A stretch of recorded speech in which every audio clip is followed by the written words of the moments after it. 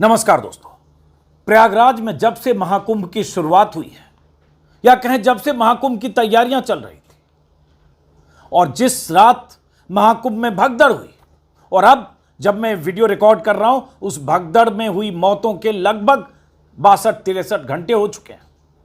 कोई घंटा ऐसा ना होगा जब महाकुंभ में संगम के आसपास या पूरे महाकुंभ क्षेत्र में दर्जनों चैनलों की सैकड़ों कैमरा टीमें नहीं होंगी।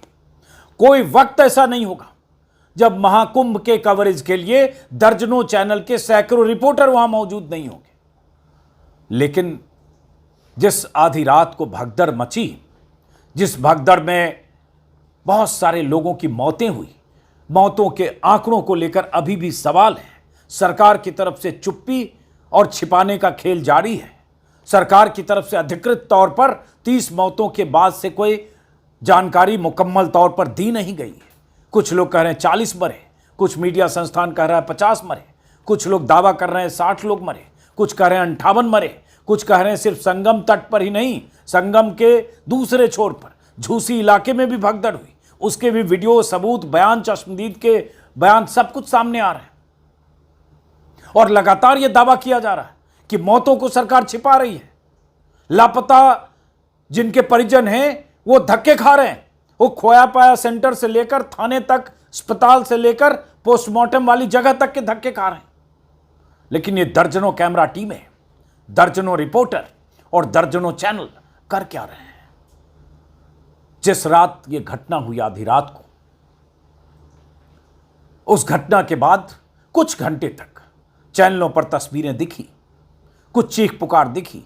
बल्कि मैं एक चैनल का जिक्र करूंगा, एबीपी न्यूज, जिसके 2-3 संवाददाताओं ने सुबह में सारी तस्वीरें पीड़ितों के हवाले से, चश्मदीदों के हवाले से, घटना स्थल पर भगदड़, वहां जो कुछ भी तबाही या चीख पुकार का माहौल, मातम, सारी तस्वीरें दिखाई। लेकिन उससे कुछ घंटे बाद जब मौनी अमावस्या का स्नान शुरू हुआ, साधुओं का, नागा साधुओं का, और उसके बाद चैनलों पर जो तस्वीरें चलने लगी और उसके बाद वो नैरेटिव दूसरी दिशा में उस खबर को मोड़ने में लगा ताकि जो चीख पुकार, भगदड़, तबाही, नाकामी सरकार की, पुलिस की, सिस्टम की, कैसे वो पीछे चला जाए, कैसे उस पर थोड़ा पर्दा पड़ जाए। और जो कुछ उस दिन हुआ उस पर हम लोग बहुत बार बात कर चुके हैं। ये चेहरे इसलिए मैं स्क्रीन पर लेकर आया हूं, सबको आप पहचानते होंगे। अर्नब गोस्वामी हैं, प्रधान संपादक हैं, रिपब्लिक के सुधीर चौधरी हैं, रूबिका लियाकत हैं, अमन चोपड़ा हैं, अमीश देवगन हैं, नविका कुमार हैं। ये सब लोग एक एंकर के तौर पर, एडिटर के तौर पर, चमकते हुए चेहरे के तौर पर अपने चैनलों पर सांप्रदायिक एजेंडे के साथ साथ मोदी योगी सरकार की शान में कसीदे पढ़ने के साथ साथ बीजेपी के नफरती एजेंडे को बढ़ाने के साथ साथ इस देश में विपक्ष को टारगेट करने के धंधे में हैं। पत्रकारिता के नाम पर हर समय, हर रोज ऐसी ऐसी खबरें चलाते हैं ताकि हिंदू मुस्लिम के बीच खाई चौड़ी हो, ध्रुवीकरण हो और जो बीजेपी का नफरती एजेंडा है उसे धार मिले। लेकिन इतनी बड़ी घटना के बाद, इतनी मौतों के बाद, उन मौतों पर इतने सवाल के बाद, उन आंकड़ों पर इतने सवाल के बाद, उसके बाद तो ऐसा होता कि इनकी रीढ़ की हड्डी तो है नहीं, लेकिन काश कुछ होती कि उन्हें लगता कि अब इतनी मौतें हो रही है, हुई हैं, लोग परेशान हैं, तो कम से कम हकीकत तो बताएं, कम से कम अभी तो सवाल पूछें। पत्रकारिता के धर्म का न्यूनतम हिस्से का निर्वाह तो करें। लेकिन क्या कर रहे थे और क्या कर रहे हैं? और इसलिए ऐसे दौर में अगर सोशल मीडिया नहीं होता या ललन टॉप के अभिनव पांडे जैसे रिपोर्टर नहीं होते या दैनिक भास्कर के कुछ रिपोर्टर नहीं होते, तो जो तस्वीरें और हकीकत वहां से आई है शायद उस पर पर्दा पड़ा होता, पता भी नहीं चलता। लेकिन जब 29 की सुबह तड़के कहें, 28-29 की दरमियानी रात, आधी रात, भगदड़ के बाद सुबह के कुछ घंटे कोई कवरेज को छोड़ दें, तो उसके बाद जब 10 बजते बजते चैनल किस तरह की खबर चलाने लगे और फिर शाम को योगी आदित्यनाथ जी का, मुख्यमंत्री जी का शाम को 16-17 घंटे बाद जो एक वीडियो आया, जिस वीडियो बयान में उन्होंने कुछ शोक संवेदना प्रकट की, उसके बाद चैनल की दिशा क्या हो गई और चैनल पर कैसी खबरें उसके बाद और अब तक चल रही है, उसके कुछ थंबनेल हैं। इससे समझिए कि इन लोगों की नैतिकता कैसे जमींदोज हो चुकी है, इनकी पत्रकारिता किस रसातल में जा चुकी है, कैसे ये जनता के लिए, उन मौतों के लिए, वहां जो लोग लापता हैं उनके लिए किस तरह की पत्रकारिता कर रहे हैं, या उनकी पत्रकारिता में उनके लिए कितनी जगह है। जब योगी जी का वीडियो आया जिसमें कथित तौर पर भावुक थे, उसके बाद चैनलों पर क्या चलने लगा, शाम को 29 तारीख की शाम को अलग अलग चैनल पर, जैसे ये रिपब्लिक भारत का अर्नब गोस्वामी जी का चैनल, योगी ने बता दिया कैसे हुआ हादसा, भावुक हुए सीएम। भावुकता की ब्रेकिंग न्यूज चलने लगी, चैनलों को यह दिखने लगा योगी भावुक हुए, वो चीख पुकार, वो मातम, वो तबाही, वो मंजर, वो गायब हो गया, उसकी चिंता गायब। रोकते बिलखते लोग, अपने परिजनों की लाशों को तलाशते लोग, लापता भाई बेटे पत्नी बच्चे दादा दादी बुजुर्गों को तलाशते लोग, उनकी चिंता गायब हो गई, योगी जी भावुक हो गए। यह सबसे बड़ी खबर हो गई 29 तारीख की शाम, उसी शाम। और तब जब अब तक असली आंकड़े नहीं आए हैं उसको लेकर सवाल है। महाकुंभ हादसे पर बोलते बोलते सीएम योगी रो पड़े। उस वीडियो गौर से देखिएगा कितनी जोर से योगी जी रो रहे हैं। और भावुक होना ही चाहिए। जिस सूबे के मुख्यमंत्री के इतना ढिंढोरा पीटने के बाद वहां बदइंतजामी की तस्वीरें, उनकी नाकामियों के सबूत सामने आ रहे हैं, तो उनको रोना ही चाहिए। लेकिन क्या उनका भावुक होना कथित तौर पर यह उतनी बड़ी खबर है उन मौतों से बड़ी, कि मौतों की खबर, उन आंकड़ों की खबर, वो जवाबदेही की खबर, कि योगी आदित्यनाथ से सवाल पूछें कि हुआ क्यों, उसके बजाय उनकी भावुकता का ब्रेकिंग न्यूज दिखाकर आपको बताएं कि आपके मुख्यमंत्री कितने चिंतित हैं। मारे गए लोगों की बात करते हुए भावुक हुए CM. NDTV India, India TV, Zee news, अचानक लाइव आए योगी, फूट फूट कर रोए, भगदड़ पर बड़ा ऑर्डर, मैं छोड़ूंगा नहीं, इन्हें मैं छोड़ूंगा नहीं। ये स्टाइल है, ये चैनलों का, मीडिया का तरीका है कि किसी भी मौके का फायदा या किसी भी मौके में जब सरकार की नाकामियों की कहानी सामने आए तो दिशा मोड़ दो। महाकुंभ हादसे पर भावुक हुए सीएम। आज तक न्यूज इंडिया, महाकुंभ भगदड़ का जिक्र करते हुए भावुक हुए सीएम। महाकुंभ हादसे पर भावुक हुए योगी, मृतकों के परिजनों को देंगे 25 लाख। महाकुंभ भगदड़ की वजह बताते हुए नम हो गई योगी की आंखें। पूरा फोकस था परसों शाम कि योगी की आंखें नम हो गई। अगर जिस दिन 29 तारीख की शाम यही चैनल योगी की आंखें नम होने की खबर को विस्तार देकर, या दोपहर में 10 बजे 11 बजे के बाद ऐसी खबरें जो दिखाता हूं, ऐसी खबरें जो पुष्प वर्षा की, देखिए कहां से थंबनेल बनाया, ड्रोन का फोटो कहां से ये निकाला, फोटोशॉप किया, ऊपर से पुष्प वर्षा है, विहंगम दृश्य है, महाकुंभ में सन्यासियों पर हेलीकॉप्टर से पुष्प वर्षा, साधु संतों के जयकारे, महाकुंभ में हेलीकॉप्टर से पुष्प वर्षा। ये है टीवी 9, ये है न्यूज़ 18, ये कोई चैनल है न्यूज़ 18। संगम हादसे पर क्या पता चला। अगर ये सब छोड़कर और पत्रकारीय दायित्व का निर्वाह उस दिन कर रहे होते, और वही दर्जनों रिपोर्टर जो मेरा क्षेत्र में मौजूद थे, अगर पता करने की कोशिश करते कि भगदड़ में हुई मौतों का असली आंकड़ा क्या है, लापता लोगों के असली नंबर क्या है, लापता लोग क्या कह रहे हैं, लापता लोगों के परिजन क्या कह रहे हैं, संगम तट के दूसरी तरफ झूसी में भी भगदड़ हुई क्या, जिसकी जानकारी अभिनव पांडे जो ललन टॉप के रिपोर्टर उनके हवाले से मिली होगी आपको, तो ये चैनलों पर बात आ चुकी होती है। फिर ये रोना धोना भावुकता ये खबर नहीं होती, फिर जवाबदेही और उस पर सरकार पर सवाल होते। लेकिन ये नहीं हुआ, लगातार इस तरह की खबर चल रही थी। और तस्वीरें तो ऐसी थी कि मलबे की, जो आप देख रहे होंगे। उसके बाद उसी दौरान की खबर, महाकुंभ में भगदड़ वाली साजिश का विदेशी कनेक्शन, मिले सबूत, बड़ा एक्शन शुरू, क्योंकि डाइवर्ट करना है। योगी जी तो सब अच्छा कर रहे हैं, बीजेपी सरकार ने तो बड़े मुकम्मल इंतजाम किए, लेकिन इसमें साजिश हुई है। साजिश के तार खोजे जाने लगे, बल्कि साजिश के तार बनाए भी जाने लगे और साजिश के तार जोड़े भी जाने लगे। नंबर पर तो कुछ बता नहीं रहे हो, सरकार का सिस्टम क्यों फेल हुआ बता नहीं रहे हो, संगम के दूसरी तरफ झूसी में भी भगदड़ हुई क्या हुई, तो वहां कितनी मौतें हुई बता नहीं रहे हो, या बताने की कोशिश नहीं कर रहे हो, या जानने के लिए रिपोर्टर्स नहीं भेज रहे हो, या छिपा रहे हो, सरकार से सवाल पूछ नहीं रहे हो। कुंभ भगदड़ पर कौन खुश, वर्ल्ड मीडिया ने जो बताया सब हैरान। 15 घंटे बाद कुंभ भगदड़ को मिल गए वो तगड़े सबूत, गद्दारों पर टूट पड़े योगी जी न्यूज, गद्दारों पर टूट पड़े। अब फोटो देखिए लगा हुआ है। अचानक लाइव आए योगी, फूट फूट कर रोई, भगदड़ पर बड़ा ऑर्डर, इन्हें छोड़ूंगा जो बताया। भीड़ में थे गुंडे, कैसे मरे लोग, क्या कर रही थी पुलिस, चश्मदीदों ने खोले सारे राज। जी न्यूज, भगदड़ होते ही महाकुंभ पर पलट गई, सपा पर किए ऐसे दावे, पूरा देश हैरान। मतलब पूरा नैरेटिव, पूरा सब कैसे बदल के दिशा मोड़ दें कि योगी सरकार कहीं से जवाबदेही के केंद्र में ना है। यूपी सरकार का सिस्टम, पुलिस, मेला अधिकारी, डीआईजी वैभव कृष्ण, ये जवाबदेही के केंद्र में ना है। दिशा बदल दो। इसमें कोई साजिश है, कोई लाल टोपी वाला आया, कोई फला भीड़ वाला आया, कोई ऐसे आया तो उसका आके प्रेस कॉन्फ्रेंस करके सबूत दो ना। पहले, उससे पहले तो ये बताओ मरे कितने हैं, लापता कितने हैं, आंकड़े क्यों नहीं बता रहे हो। परसों शाम यानी 29 तारीख की शाम 7 बजे के बाद 6:30 बजे जो लगभग प्रेस कॉन्फ्रेंस हुई डीआईजी मेला क्षेत्र वैभव कृष्ण और मेला अधिकारी की, उसके बाद आज जब मैं वीडियो रिकॉर्ड कर रहा हूं तो 48 घंटे उसके बाद बीत चुके।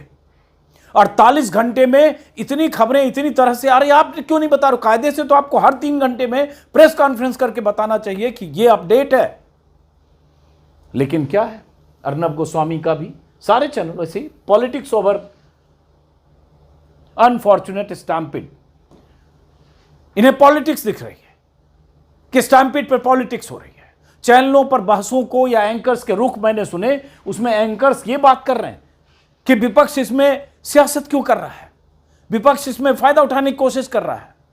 गोया बीजेपी नेता अगर ये बंगाल में या किसी विपक्ष शासित राज्य में हो गया होता, हिमाचल में या झारखंड में, तो सारे बीजेपी नेता चुप होकर और उसके बाद कहते कि हम सरकार का साथ दे रहे हैं, हम चुप हैं, विपक्ष सवाल न उठाए और आप दबा दें। आप खबरों को दबाएं, आप हकीकत को छिपाएं, आप वो 30 लोगों की मौतों को भी बताने में 16 घंटे लें, 16 घंटे तक पता ना चले और 16 घंटे के बाद फिर 48 घंटे हो गए ना पता चले, और उसके बाद अगर सवाल पूछे जाए तो सब साजिश, अफवाह। और ये महाकुंभ में साजिश या हादसा, महाकुंभ में बैरिकेड हटाने की साजिश, क्या हुआ पर्दाफाश, पुलिस का लाइव एक्शन, इसी तरह की खबरें हर चैनल पर चली भरी हुई है। भगदड़ के बाद अलर्ट पर योगी, बड़ा एक्शन होने वाला है। भगदड़ की असली वजह आई सामने, गुस्से में सीएम योगी, गजब गुस्से में है। खाली ये नहीं बता रहे हैं कि कितनी मौतें हुई, खाली ये नहीं बता रहे हैं कि बद इंतजामी क्यों थी, नाकामी क्यों हुई। आलोक विजय प्रवक्ता ने बताया महाकुंभ में किसकी नजर लग गई। महाकुंभ भगदड़ पर एक्शन शुरू, योगी के आदेश से हड़कंप। यह है न्यूज 18, यह है न्यूज 18, यह भी न्यूज 18, यह न्यूज 18 है, अंबानी जी का चैनल है।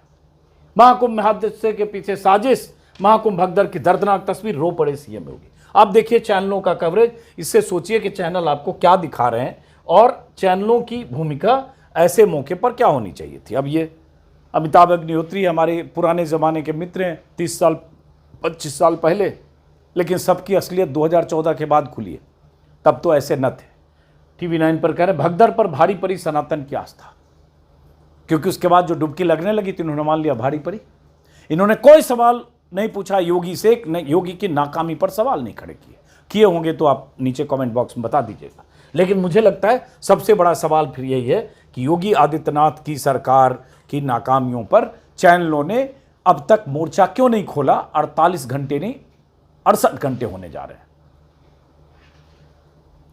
ये वो चेहरे हैं, कुछ देर पहले के वीडियो में मैंने डाला था, जो दैनिक भास्कर से के हवाले से कहा जा रहा है, दैनिक भास्कर के हवाले से खबर है 1500 लोग लापता हैं और बिखरते हुए बेटी और मां को लोग ढूंढ रहे हैं। और ये चेहरे, चैनलों को करना क्या चाहिए था, ऐसी तस्वीरें ऐसे लोगों के साथ, बिलखते लोगों के साथ, लापता लोगों को तलाशते परिजनों के साथ खड़े होना चाहिए था। उनकी तस्वीरें लगातार दिखाते और तह तक जाने की कोशिश करते कि जिससे सरकार एक्सपोज हो, जिम्मेदारी तय हो, इस्तीफा हो अधिकारियों का, चाहे जो भी जिम्मेदार लोग थे, और अकाउंटेबिलिटी लेकर सरकार कहे ये मजबूर करते।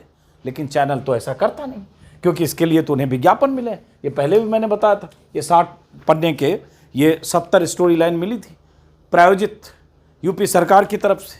कुंभ मेला स्टोरी थीम, दिव्य भव्य डिजिटल महाकुंभ, और उसके बाद उन्हें सबको बताया गया था कि आपको क्या स्टोरी करनी है। यूपी सूचना निदेशक शिशिर जी की तरफ से, इस पर भी मैंने एक वीडियो बनाया था कि ऐसे करो कवरेज, तो सबको तो दिशा निर्देश ये भेजा गया था हर स्टोरी की थीम देकर कि आपको ऐसे कवरेज करना है। इसके बदले मोटा करोड़ों का पैकेज भी मिला होगा चैनलों को। जब ऐसे कवरेज करना है तो यहाँ हो गई भगदड़, हो गई मौतें, अब मौतों ने उनके रंग में भंग किया, कवरेज तो कुछ और करना चाहते थे। अब मजबूरन कुछ घंटे सुबह दिखाया गया, लेकिन उसके बाद से वो अकाउंटेबिलिटी वाला सवाल, कुछ खबरें दिखाना अलग बात है, अकाउंटेबिलिटी फिक्स करना अलग बात है कि जो चैनलों की अकाउंटेबिलिटी तय हो।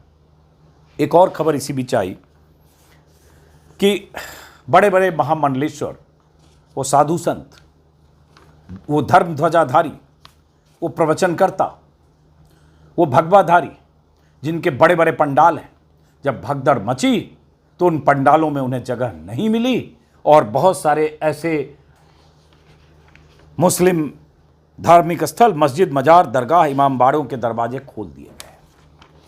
उन चेहरों को जिन्हें मैंने दिखाया शुरू में, एंकर्स, वो लोग हैं जो मुसलमानों के खिलाफ जहर उगलने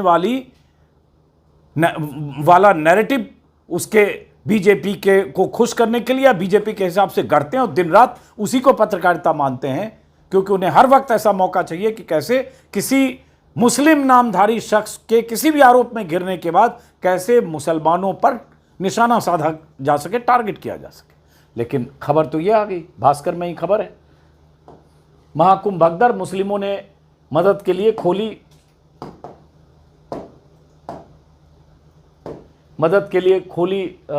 मस्जिदें, 25,000 को बिस्तर रजाई दी, भोजन कराया, बोले श्रद्धालु हमारे मेहमान हैं।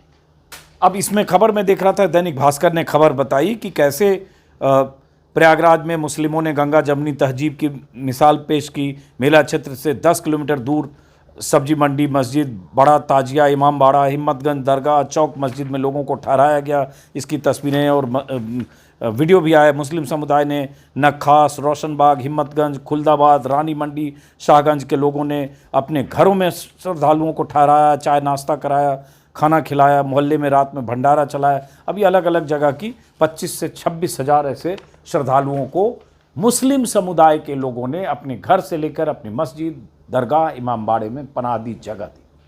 और वो जो लोग थे बड़े बड़े पंडालों में, वहाँ उन्हें जगह नहीं मिली। और ये मैं नहीं कर रहा हूँ, इनका भी वीडियो वायरल हुआ था। ये एक चर्चित शख्सियत है, महिला, जो रील बनाने के लिए, इनका वीडियो उस वक्त वायरल हुआ था जब रील बनाने की कोशिश कर रही थी या जो भी कर रही थी प्रमोशनल वीडियो, तान्या मित्तल। इनका अभिनव पांडे ने इंटरव्यू किया जिसमें उन्होंने कहा जब भगदड़ मची तब सारे आश्रम और मठ अखाड़े ने अपने दरवाजे बंद कर लिए, दूसरी तरफ मुसलमानों ने मस्जिदों, ईदगाहों के दरवाजे खोल दिए, पीड़ितों को खाना खिलाया और छत दिया। और ये यूपी सरकार के लिए पेड PR बनाने वाली तान्या मित्तल करे प्रशांत कनौजिया का एक ट्वीट है। आप सोचिए जरा, सरकारी सिस्टम, वहाँ लापरवाही, उसको छुपाने की कोशिश, और जिस धर्म के लोगों को गालियाँ देते हो, टारगेट करते हो, देशद्रोही बताते हो, उसी समाज, उसी कौम के लोगों ने क्या किया। अब उसके बाद इस बीच ये भी हुआ कि योगी आदित्यनाथ ने 25-25 लाख के मुआवजे का ऐलान उसी शाम कर दिया था, 29 तारीख को। न्यायिक आयोग बना दिया था। न्यायिक आयोग ने कुछ सवाल पूछे हैं जिसका जवाब अफसर नहीं दे पाए। दैनिक भास्कर में यह खबर छपी है, 4 सवाल पूछे कि जब आपको पता था कितनी ज़्यादा संख्या में भीड़ आने वाली है तो सुरक्षा के इंतजाम क्या थे, संगम क्षेत्र के अलावा और कहाँ कहाँ ये घटना हुई, मीडिया में जो वायरल वीडियो हो रहे हैं उसकी हकीकत क्या है, क्या झूसी में भी कोई घटना हुई, सभी घटनाओं के CCTV फुटेज दिखाइए, भीड़ कंट्रोल के लिए बनाई गई प्लान का विवरण दीजिए। एक रिटायर्ड जस्टिस, उनके साथ एक फॉर्मर DGP, उनके साथ एक फॉर्मर चीफ सेक्रेटरी, 3 लोगों की एक न्यायिक आयोग बना है। वो आयोग अब इस पूरे मामले की जांच कर रहा है। अब उस जांच से क्या सामने आएगा वो बाद की बात है, लेकिन एक पत्रकार के तौर पर भी मैं मानता हूं कि ऐसे मौक़ों पर सत्ता की चाटुकारिता करने वाले लोग, सत्ता की दलाली करने वाले लोग, सत्ता की चरण वंदना करने वाले लोग, तमाम लोग पत्रकार और हर दौर में रहे। ऐसा नहीं है कि 2014 के बाद, उसके पहले भी थे। लेकिन कई ऐसे मौके आते हैं जब आपकी अंतरात्मा आपको जागृत करती है, या आपकी अंतरात्मा आपको मजबूर कर देती है कि ऐसे मौक़ों पर कम से कम न्यूनतम पत्रकारिता तो करिए, या पत्रकारिता के न्यूनतम मानदंड पर भी तो खड़े उतरिए। लेकिन ऐसे मौक़ों पर भी ऐसे चेहरों ने आप जैसे बहुत सारे हज़ारों लाखों लोगों की उम्मीदों पर पानी फेरा है। अगर आपको लगता है कि उसके बाद भी ये पत्रकार हैं, तो आप इनके किए को पिछले 3 दिन 2 दिन में जितने इनके शोज हैं उसको जज कीजिए, परखिए और समझिए कि क्या कर रहे हैं। बहरहाल फिलहाल इस वीडियो को यहीं ख़त्म करते हैं। मेरे ख्याल से अगले 2-3 दिन और भी ऐसी कुछ खबरें आएगी। जब कोई चीज़ छिपाने की कोशिश करती है तो बहुत सारे ऐसे लोग होते हैं कि उसकी तह तक जाने की कोशिश करते हैं। तो जब ऐसी खबरें, कुछ वीडियो आएंगे तो आपको मैं जानकारी दूंगा। इस बीच ये भी पता चला कि कुछ ऐसे मीडिया संस्थान के रिपोर्टर, जिसमें TV9 के विपिन हैं, विपिन चौबे, और भी कुछ रिपोर्टर जो कोशिश कर रहे हैं कुछ करने की, उनको पुलिस वाले रोक भी रहे हैं, धमका भी रहे हैं, कुछ FIR की धमकियाँ भी मिली है। तो देखते हैं क्या होता है। ये कोशिश जारी रहेगी, लेकिन फ़र्ज है ऐसे मौक़ों पर कि कम से कम बड़े चेहरे सरकार से एक बार सवाल पूछने की हिम्मत तो दिखाते हैं, एक बार जिम्मेदारी तय करने की कोशिश तो करते हैं। फिलहाल इस वीडियो को यहीं खत्म करते हैं। नमस्कार।